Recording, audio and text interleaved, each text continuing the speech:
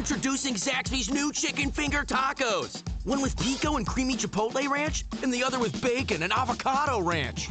Chicken expert since 1990. Taco expert since now. Woo, saucy! Zaxby's. You're listening to the Archaeology Podcast Network. You're listening to the Archaeology Show. TAS goes behind the headlines to bring you the real stories about archaeology and the history around us. Welcome to the podcast.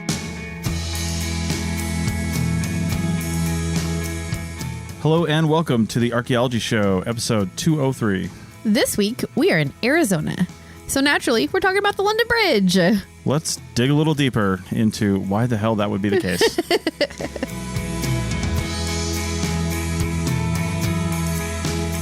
Welcome to the show, everyone. How's it going? Good. Man, sunny here where we are right now. Yes, we're in sunny, apparently, at least for the last 5 days. The first few was not so sunny. That's true. That's true. But sunny, Lake Havasu City, Arizona. Yeah. We're just oriented in such a way that like we're sitting here with like the sun streaming in on us right now. So welcome to winter. I know. The first couple days, though, it was pretty rainy and well, not necessarily rainy. It did rain, but more cloudy than anything. Yeah. And we were getting some of that weather. It's the end of January. Mid to end of January, we were getting some of that weather that California has been dealing with, Southern California, because Lake Havasu City is basically situated right on the Colorado River, and Lake Havasu, which is kind of fed and depleted by the Colorado River. Yes. Yeah, there's a dam nearby, which is basically creating the lake. Yeah. Right. Yeah. And then California's on the other side. Yep. So we're on the far western side of Arizona. Yep. And kind of like halfway up or a little more. Yeah. And because we're here, we were inspired to talk about the London Bridge for today's topic. Because obviously Lake Havasu City inspires conversation of the London Bridge. And actually it does obviously inspire that because strangely, which it was strange to me when I first saw this and heard about this, but the new London Bridge, which we'll get to the old and the new and the modern and the other terms for it here shortly. But the new London Bridge is actually here in Lake Havasu City, Arizona. So it was called the new London Bridge. We'll get to that. But yeah, that's like what most websites, most places I was doing my research, they refer to it as the old one, the new one, and now the modern one. Right. Basically are the three names for the three bridges, you know. Right. So we're going to split this up a little bit, and we're going to talk about some of the old bridges first, and then we'll by the end of the show, we're going to get to the London Bridge that is here in Lake Havasu City and you know, why what's it's going there on here. And Yep, for sure. So, of course, the Thames River, and if you've ever seen it spelled, it's Thames. It looks like Thames. Yes, I for sure spent like the first 25 years of my life thinking it was pronounced Thames, and that Thames was a completely different river. So don't feel bad if you had that wrong assumption like me. Yeah, for sure. And so it's called the Thames. It's like the main river that goes through London. And there has, of course, London's been there. You know, I don't know how long it's been called London, but there's been a town there and people living there along that river for probably many centuries, but cities and, you know, lots of population there for at least 2,000 years. Yeah. And of course they needed to cross the river. Yeah. And it was a city founded by the Romans and they called it Londinium. And then it became London later on after the fall of the Romans and they left the area. So that's where that name comes from. So apart from the bridges, the roads, the sanitation, water, what have the Romans done for us? Email me, Chris at archaeologypodcastnetwork.com if you know what movie that's from. I'm not sure I know what movie that's from. We need to watch it tonight. What is it? I can't say Monty it now. Python? Definitely Monty Python. Okay, yeah. All right. It's The Life of Brian. Oh, Life of Brian. I don't know those ones as well as I do Holy Grail. Yeah. So yeah. It's just like really good.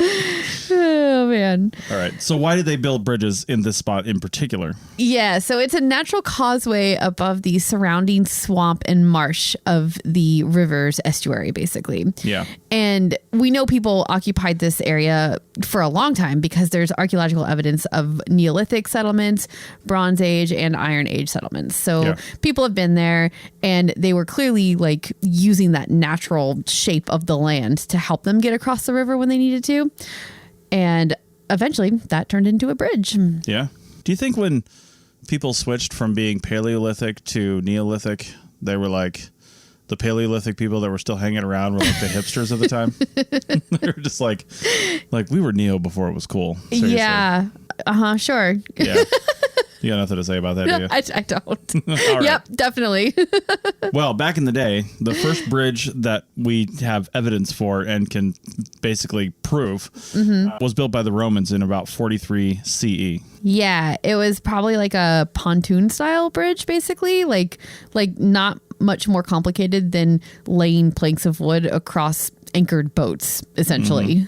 And like that was that. And that's not even for sure. They think that there's some evidence of that having been built in that area.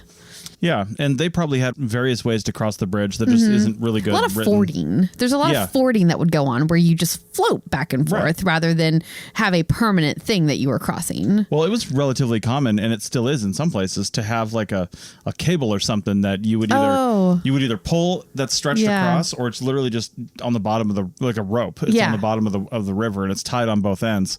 And you basically just, if you're by yourself, you just jump into a boat and you pull yourself across. Yeah, totally. You know? Yeah, because there's a lot of water going through there too. Yeah. At certain parts of the year, I mean, you'll be dragged down current. Yeah, so, for sure. Yeah.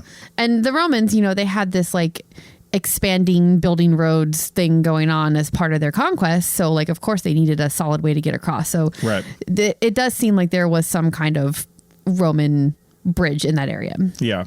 The Romans lasted there into the 5th century. Yeah. Right. And that's when Londinium was mostly abandoned until about the Anglo-Saxon period. So I guess we probably don't have a lot of good records between those time frames. We don't. Yeah. So I'm sure that people were crossing the river there, and I'm sure that there are still people there, but we just don't have a lot of information about it.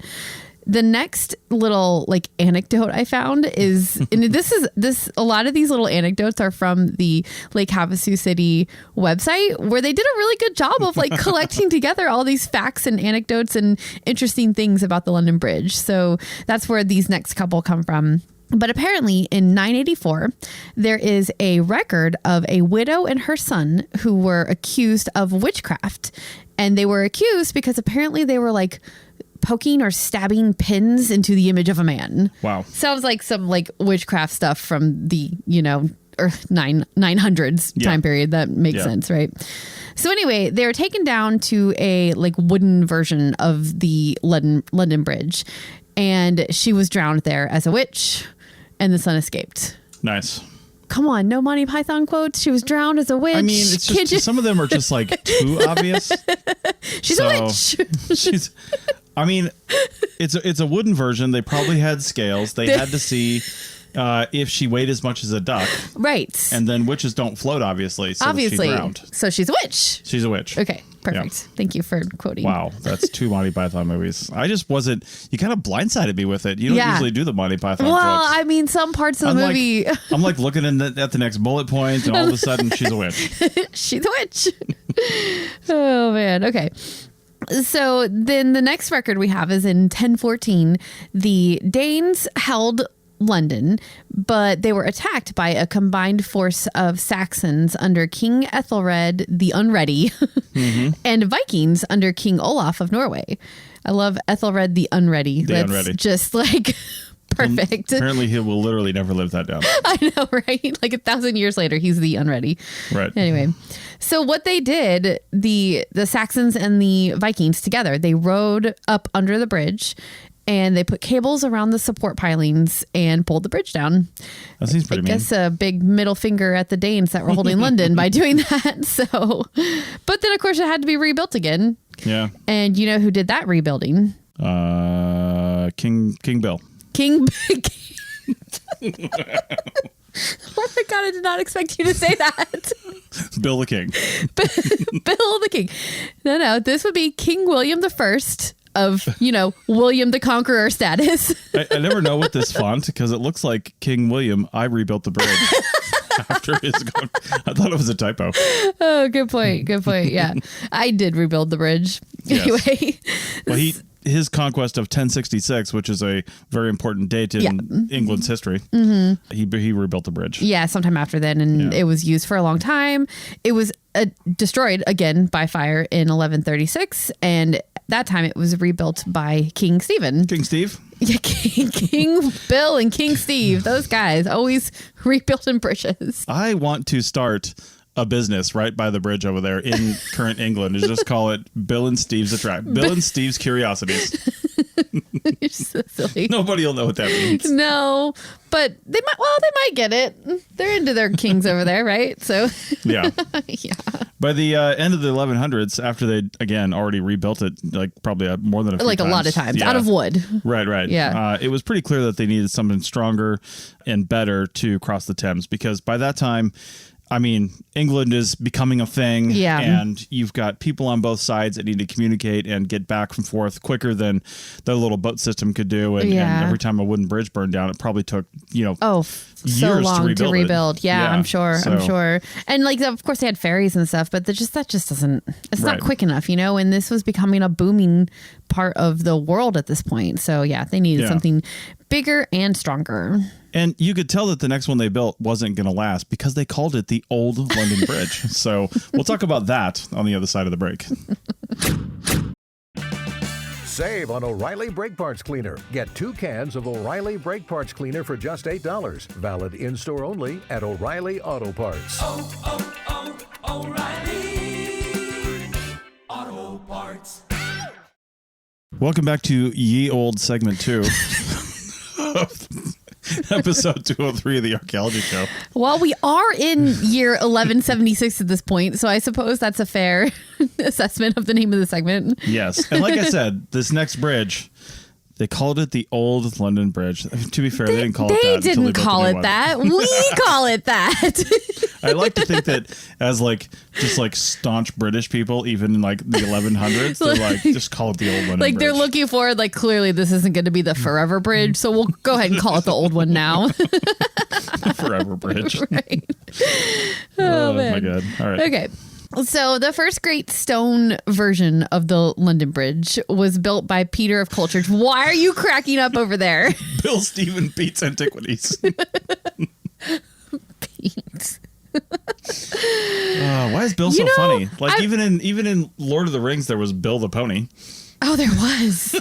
I don't know. That one really William came out to of his nowhere and shocked me. That was a really good joke. You're getting a little crazy about it now.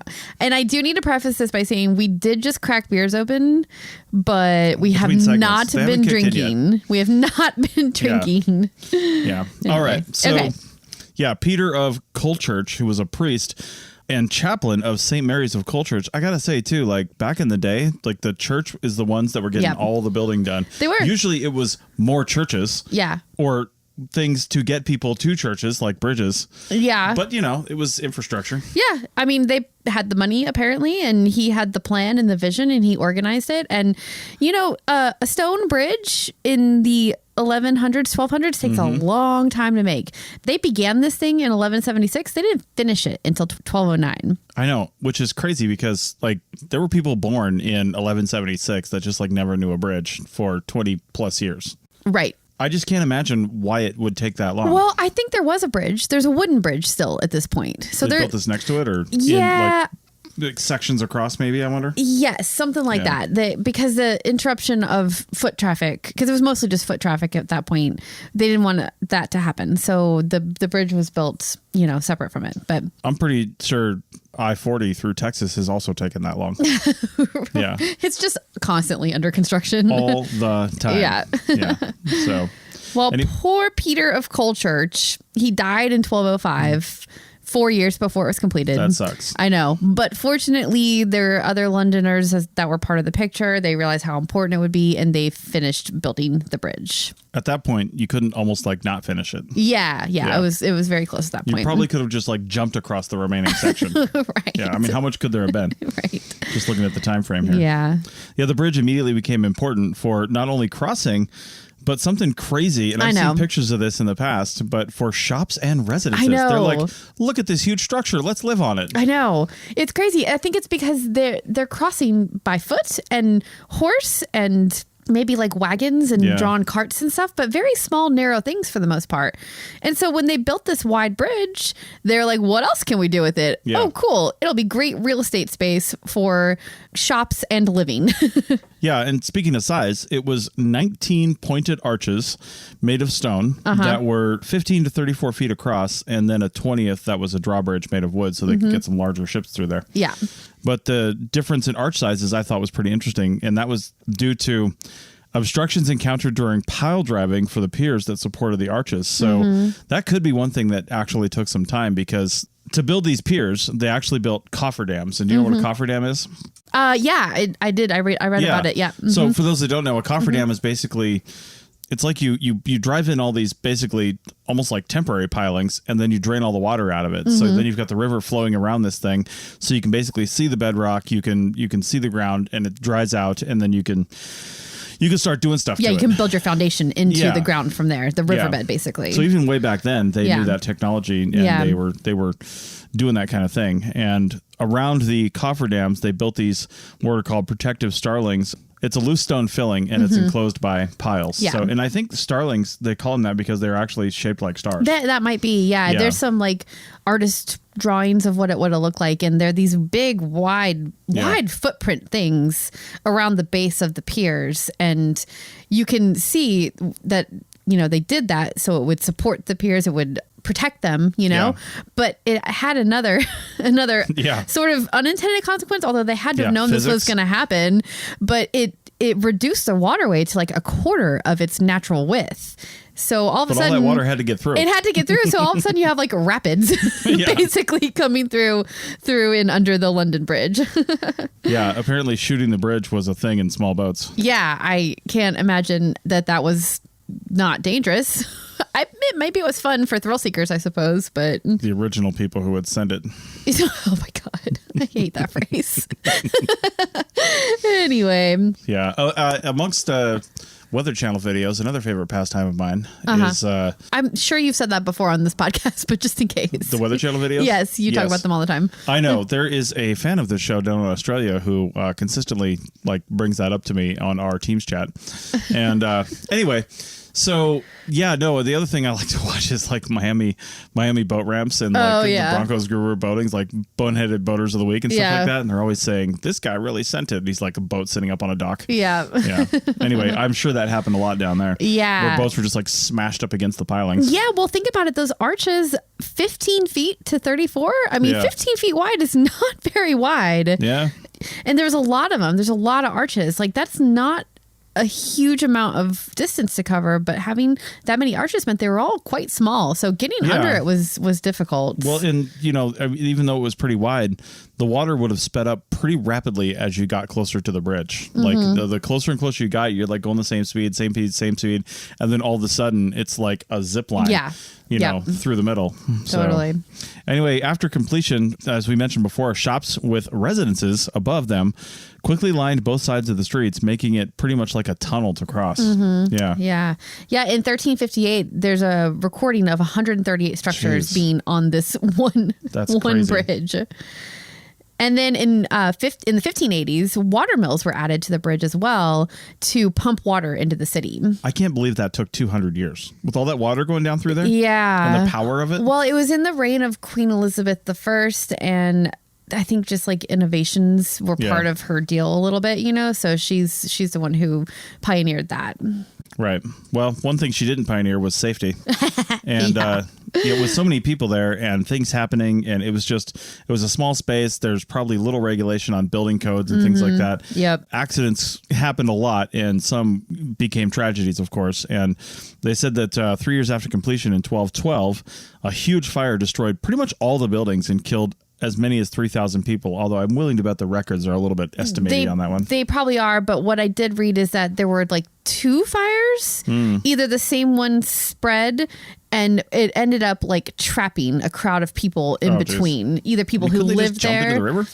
I don't know. I mean, if you're in a building and then you can't get out of the building, you maybe not. So then the next tragedy was in 1282 when 5 of the 19 arches collapsed under winter ice.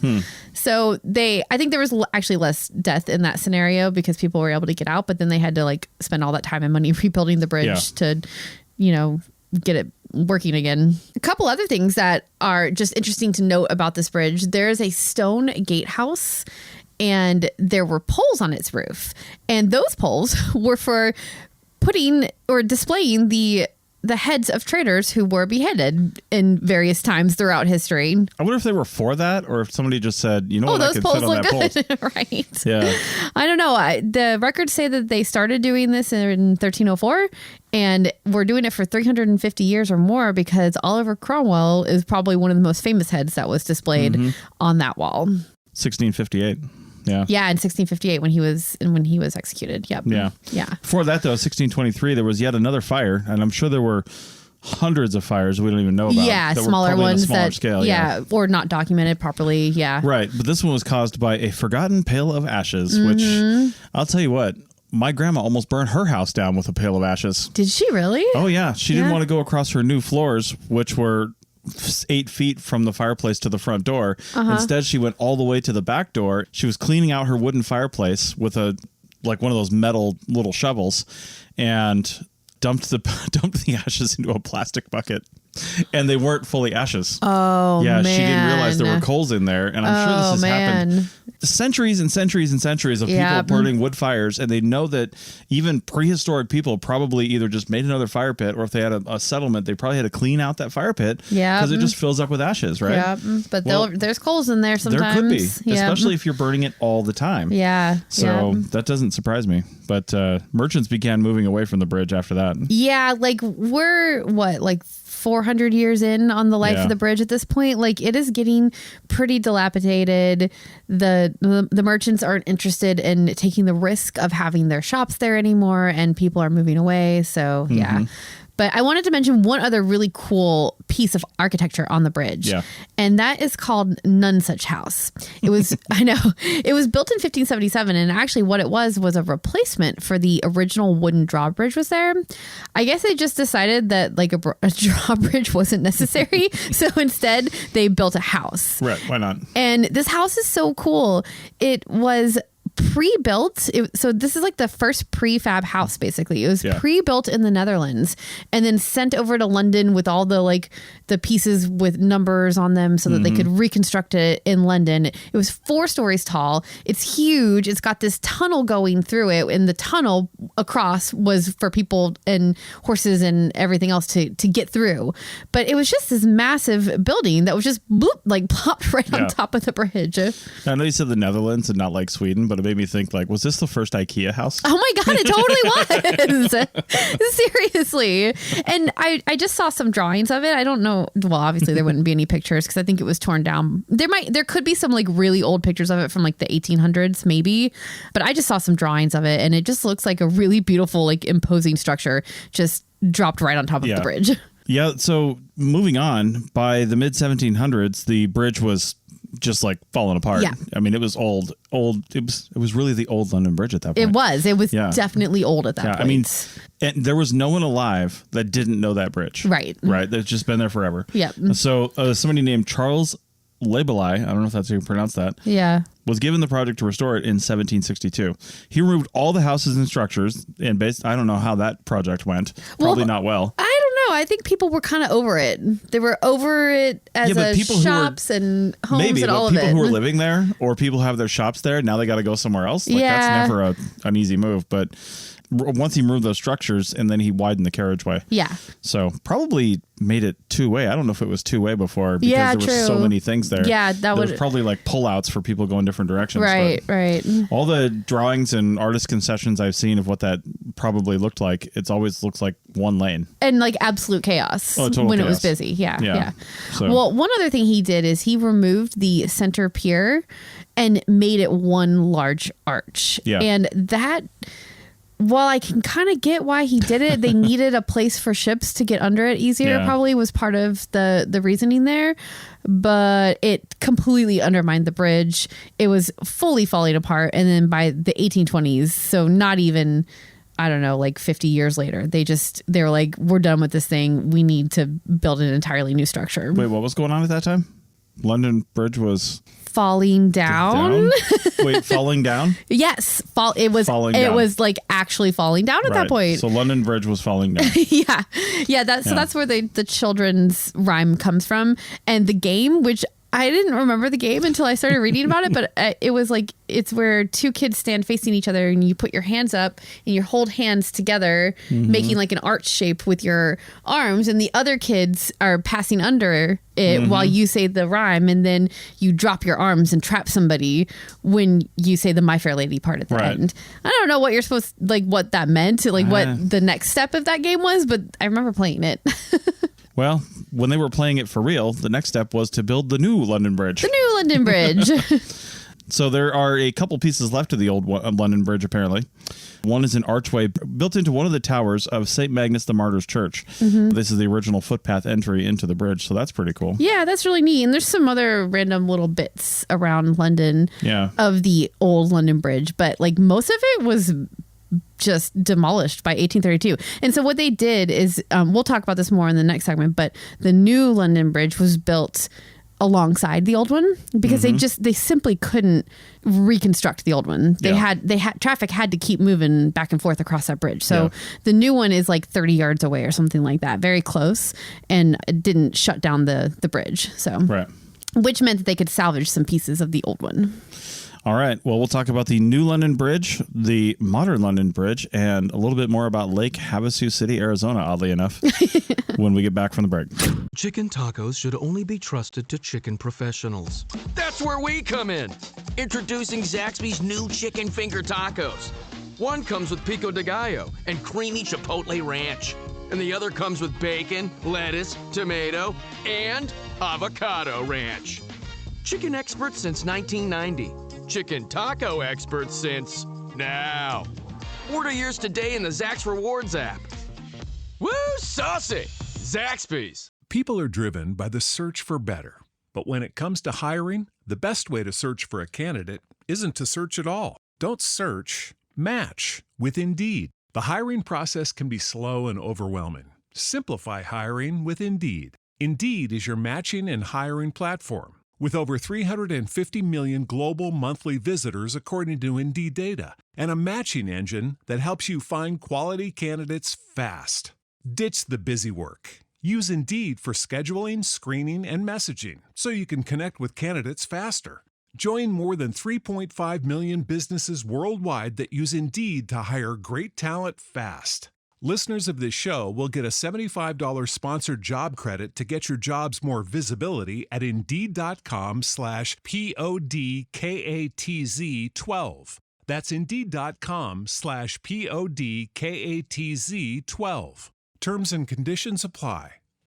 Welcome back to episode 203 of the Archaeology Show. We're talking about the London Bridge because we're in Arizona. So naturally. Yeah, that's what you do. You'll find out more about that in a minute. But let's talk about the new London Bridge, built in 1820.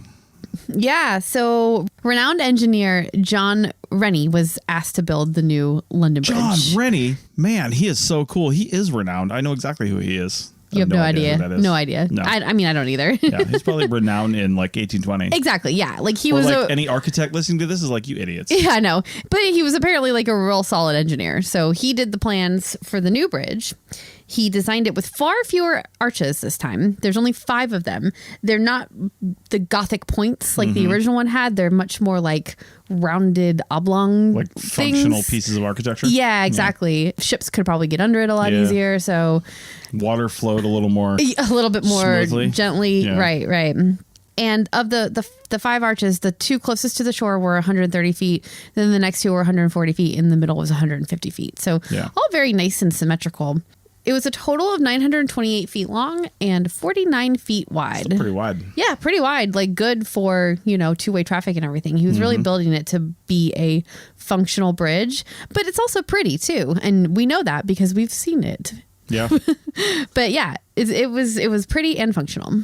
And this is another guy that died before it was done or even started. Indeed. Yeah. Yep. Yeah. He died in 1821 and construction was actually carried out by his sons from 1824 to 1831, which is, given the size of this bridge, a 7-year construction period back in the early 1800s is admirable. Yeah. I mean, to go from 30 years in the 1100s to 7 years, that's a pretty good drop in time there. Yeah, for sure. But it wasn't perfect, right? So in 1902, from 1902 to 1904, they actually widened it again to almost 80 feet, which would allow for more vehicle traffic and more foot traffic. And when we say vehicle traffic, we really mean vehicle traffic. Like you're starting to get a mixture of horse-drawn carriages and actual cars, like gas cars. Yep. And that right there is probably the downfall of the bridge. Yeah. Because in the 1820s when it was designed, it was all horse and carriage traffic. Right. And then 100 years later, less than 100 years later, all of a sudden it's motorized vehicle traffic. And that's totally different weight. You can get a lot more of it because it goes so much faster. So like you need way different specifications for a bridge to handle that kind of weight versus what it was originally built for. And again, the London Bridge is falling down. Yeah, by 1962, it was basically sinking into the river because it couldn't handle the increased traffic and weight. Yeah. Because by 1962, I mean, you think of cars from the 60s. Yeah, they are steel. You got tankers. Yeah, steel tankers crossing every day at a high rate of speed. Yeah, I mean, probably not that high rate of speed over the London Bridge, but probably makes not. it even worse. Yeah, because then you've got cars stuck in traffic on the bridge. Yep. That are just constant. It's so crazy because I mean, you can see where we're going with this. Obviously, the bridge it lasted for less than 140 years, but our world changed so much in that 140 year time frame that what was built in the early 1800s just could not withstand modern technology at that point. Yeah. So that's when it was decided that they had to build a new bridge.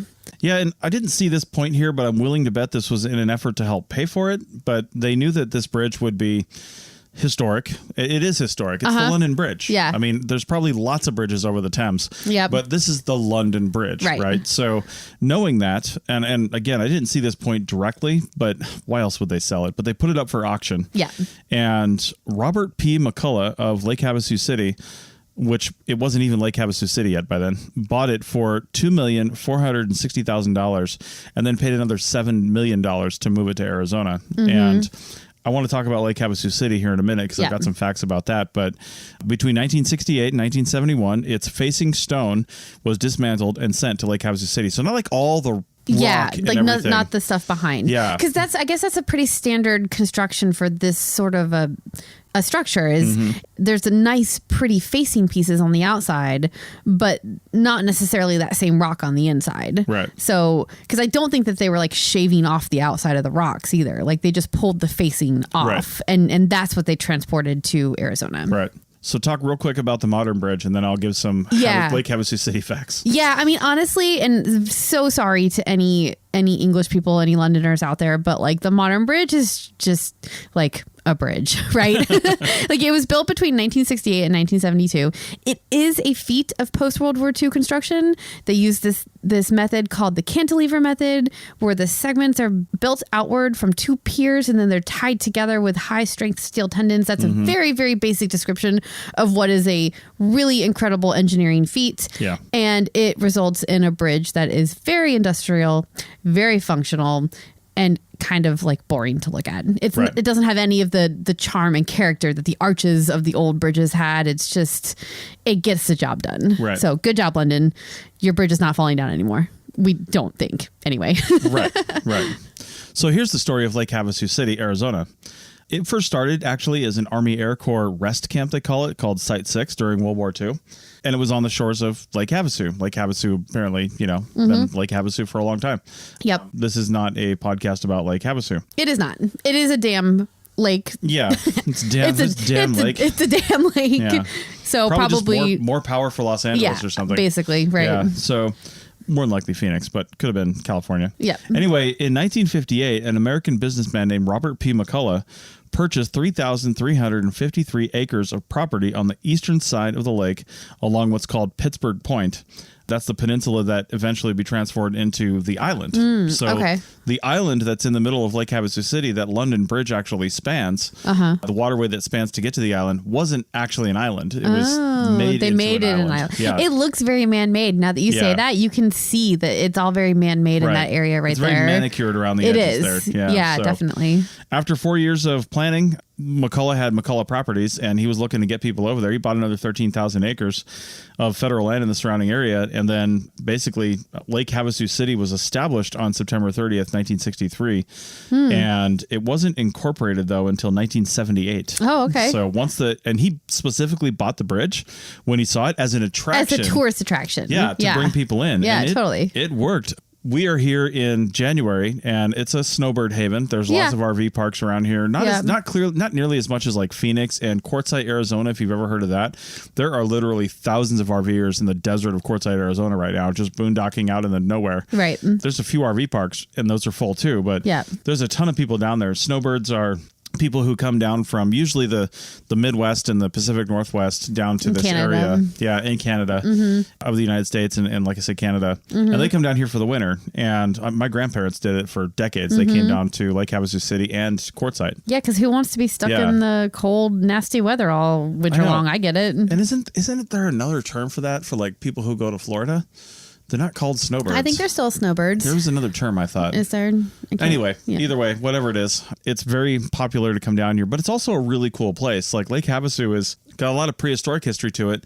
And when you're here, the lake is just surrounded by stark bare mountains with like literally no trees or vegetation on them. It's a really cool skyline, the lake, the desert mountains, and then the lake, and it's really pretty. And then they've made it such a tourist attraction too. Like there's all kinds of cool restaurants and neat little shops and things down along the lake. So it's a nice little tourist destination for sure.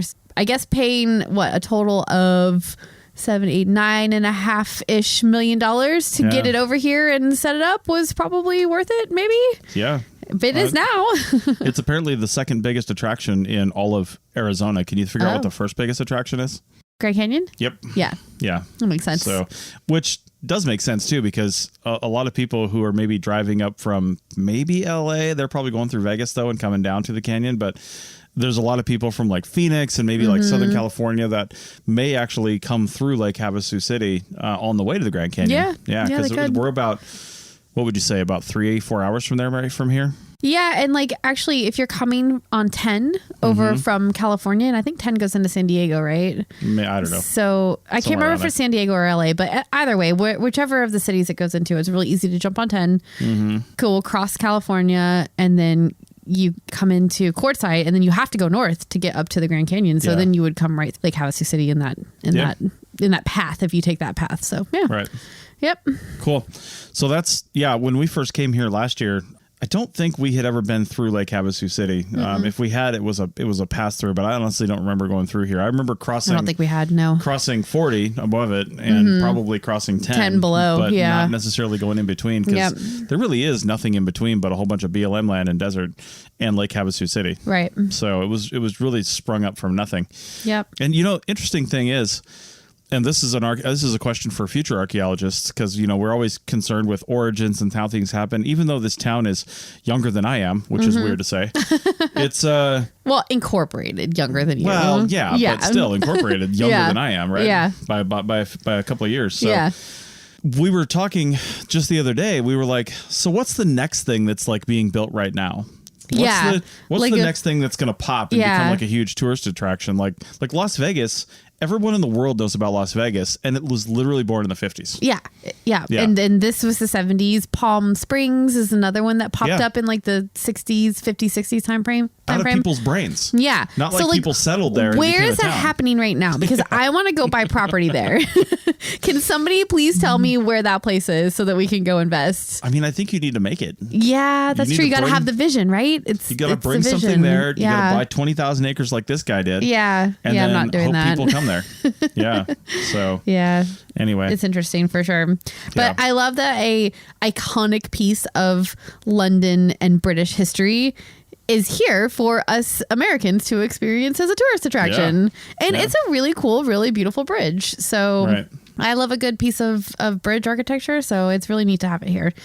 Yeah. Well, I don't want to shoot ourselves in the foot and not do this. So I'm gonna air our future on the podcast here just to prompt us to do something about it. But I don't know what next week's episode is going to be about yet.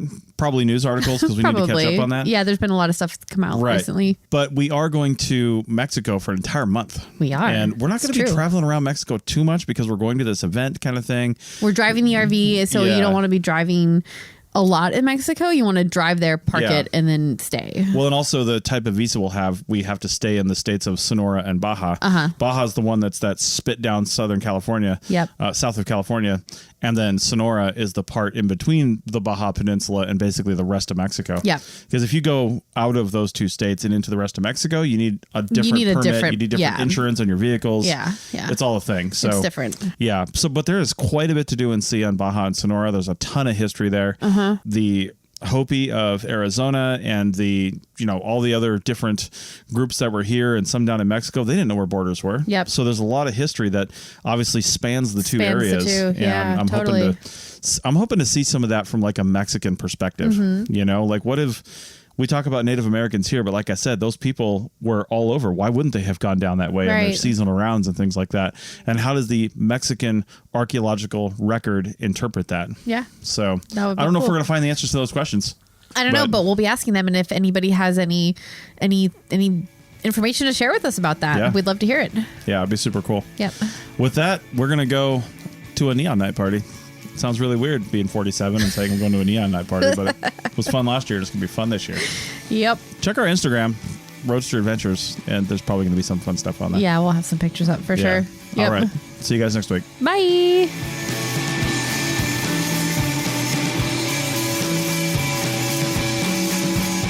Thanks for listening to The Archaeology Show. Feel free to comment and view the show notes on the website at www.arcpodnet.com. Find us on Facebook, Instagram, and Twitter at ArcPodNet. Music for this show is called I Wish You Would Look from the band Sea Hero. Again, thanks for listening and have an awesome day.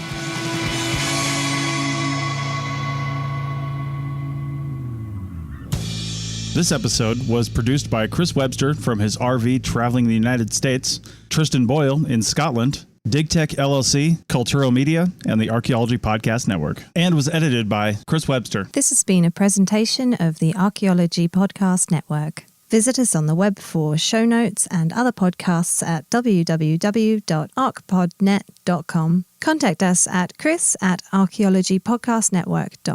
Introducing Zaxby's new chicken finger tacos. One with pico and creamy chipotle ranch, and the other with bacon and avocado ranch. Chicken expert since 1990. Taco expert since now. Woo, saucy! Zaxby's. Chicken tacos should only be trusted to chicken professionals. That's where we come in. Introducing Zaxby's new chicken finger tacos. One comes with pico de gallo and creamy chipotle ranch. And the other comes with bacon, lettuce, tomato, and avocado ranch. Chicken expert since 1990. Chicken taco expert since now. Order yours today in the Zax Rewards app. Woo, saucy! Zaxby's.